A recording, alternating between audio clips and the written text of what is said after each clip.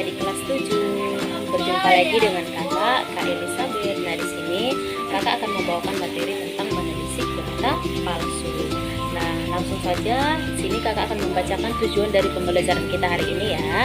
Tujuan pembelajaran kita hari ini adalah peserta didik mampu membedakan dan mengoreksi berita palsu, mampu berpikir kritis dan tidak termakan berita bohong atau hoax. Nah, lanjut kita ke pertanyaan pemantik. Nah, di sini kakak punya pertanyaan pemantik. Yang pertama, apa yang akan terjadi jika kita percaya terhadap sebuah berita palsu? Lalu yang kedua, bagaimana nih sikap kita jika kita mendapat sebuah berita bohong? Nah, adik-adik semua di rumah bisa ya menjawab untuk pertanyaan kakak itu ya. Nah, kita lanjut kepada definisi dari berita palsu.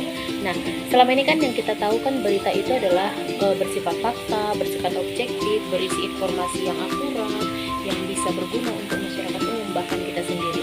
Tetapi di sini kita akan membahas tentang sebuah berita palsu nih. Berarti kan kalau kita membahas sebuah berita palsu ada dong gunanya. Nah, definisi dari berita palsu itu sendiri adalah berita palsu atau hoax. Ya, sering kita sebut hoax ya. Adalah informasi yang disebarkan dengan tujuan untuk menyesatkan atau membingungkan orang lain. Nah, berita ini sering kali dibuat agar terlihat seperti berita asli. Nah, tetapi isinya tidak berdasarkan fakta atau data yang dapat dipercaya. Oke, kita lanjut. Nah, sekarang kita akan belajar tentang ciri-ciri berita palsu. Nah, yang pertama, ciri-ciri berita palsu itu apa sih, Kak? Yang pertama itu judulnya sensasional. Nah, kalau dikatakan dengan judul yang sensasional dan provokatif, di sini berarti berita tersebut judulnya adalah judul yang berlebihan, ya, atau provokatif, mengadu domba. Lalu yang kedua, ciri-cirinya adalah tidak berdasarkan fakta, yang artinya isinya tidak dapat diverifikasi dan sering bertentangan dengan berita yang sebenarnya. Lalu yang ketiga, sumber tidak jelas. Ya, sering ya kalau berita palsu itu sumbernya kadang tidak jelas, ya, tidak mencantumkan informasi yang relevan. Lalu yang keempat, tidak ada bukti. Ya, kalau kita contohnya adalah sebuah berita datang sama kita atau informasi.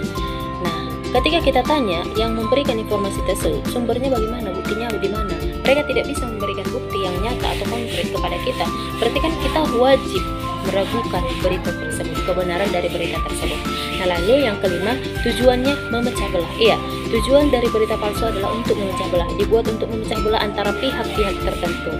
Iya, contohnya kita buat perpecahan antara agama, mengadu domba antara agama, ras, suku, bahasa, ya banyak ya. Lalu yang keenam, bahasa yang emosional. Iya, terlalu emosional. Padahal kan kalau berita asli itu kan isinya padat, singkat, dan jelas. Iya, yang penting informasinya itu, isi di dalam berita itu harus tersampaikan dengan baik, bukan melihat bahasanya yang sensasional kah, yang emosional kah, ya begitu ya. Lalu yang ketujuh, tidak ada nama penulis. Ya, jarang ya kalau berita palsu itu kadang memang nama penulis tidak dicantumkan. Lalu yang ke-8, mengandung kesalahan atau sering mengandung kesalahan dari segi ejaan, bahasa, segi tulisan. Ya, itu yang perlu kita koreksi namanya. Nah, lanjut kita masuk kepada akibat dari berita palsu itu apa sih, Kak? Nah, akibat dari berita palsu itu banyak ya akibat negatifnya. Yang pertama itu kesalahpahaman, ya menyebabkan kesalahpahaman ya. Mungkin ketika kita mendengarkan sebuah berita membuat kita salah paham padahal sebenarnya tidak seperti itu ya. Lalu yang kedua, kehilangan kepercayaan. Iya, pastinya ya, kita buat contohnya masyarakat. Nah, ketika masyarakat sering mendengarkan berita yang bohong dari sebuah media, pastinya kan kepercayaan masyarakat akan turun terhadap media informasi, ya kan? Nah, contoh yang ketiga, emosi negatif. Ya, pastinya kan orang-orang yang mendengarkan berita yang palsu itu sudah sering dicekokin dengan berita palsu, pastinya akan berpikir negatif gitu. Lalu selanjutnya, pengambilan keputusan yang salah. Iya, pengambilan keputusan yang salah. Pastinya kan juga kalau kita mendengarkan berita yang salah, nantinya kan. Lalu selanjutnya, pengambilan keputusan yang salah. Iya, pengambilan keputusan yang salah. Pastinya kan juga kalau kita mendengarkan berita yang salah, nantinya kan keputusan yang akan kita ambil kan pastinya kan bertindak yang terlalu impulsif ya, tidak dipikirkan matang-matang karena kita termakan dengan berita yang palsu atau hoax.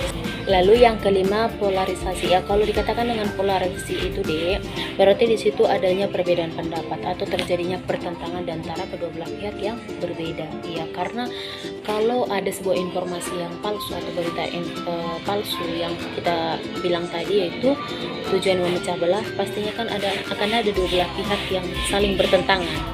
Nah, lalu yang keenam, kerusuhan sosial. Ya, pastinya kan akan menyebabkan kerusuhan. Contohnya nih, ada sebuah berita akan datangnya tsunami besar-besaran ke Indonesia. Nah, pastinya kan akan menyebabkan kerusuhan antara masyarakat. Nah, itu ya. Lalu yang ketujuh, kehilangan waktu dan sumber daya. Iya, pastinya kan ketika kita melihat atau merespon sebuah berita palsu kan, waktu kita pun kan pasti akan terbuang terhadap berita yang tidak benar itu, yang tidak valid itu. Nah, itulah dia untuk akibatnya. Lalu solusi atau cara menangkal berita palsu bagaimana sih Kak? Ya, sesuai dengan tema kita yaitu menelisik berita palsu. Ya, ada beberapa solusi dari Kakak caranya untuk menangkal berita palsu tersebut. Yang pertama, cari referensi berita serupa di situs online resmi, lalu bandingkan isinya. Iya, pastinya ya, kita cari lagi beritanya di situs online resmi, contohnya di situs TV One, Metro TV, banyak ya berita-berita, detik.com, ya seperti itu ya. Lalu yang kedua, cermati alamat URL situs, pastikan situs tersebut sudah diverifikasi sebagai situs resmi. Iya, pasti ya, kalau kita melihat nanti di Google apakah situsnya sudah resmi atau tidak, kita bisa mencari tahunya di Google ya. Lalu yang ketiga, cek fakta menggunakan aplikasi online. Ya, banyak sekarang aplikasi-aplikasi yang bisa kita gunakan untuk mencek keakuratan data di dalam berita atau sebuah informasi tersebut. Tinggal kemauan kita nih, mau nggak kita belajar. Lalu yang keempat, hati-hati dengan judul provokatif. Ya, provokatif, hati-hati ya. Contohnya ada sebuah judul 4 cara berbaikan dengan mantan. Wow, nomor 5 bikin geleng-geleng. Nah, itu kan sudah sensasional atau provokatif bahas tersebut ya. Pastinya kan kita pun ketika membaca sebuah berita kan harus kita analisis dulu, apakah judulnya itu memang memandangkan sebuah berita, mencerminkan sebuah berita yang bermanfaat atau berfaedah.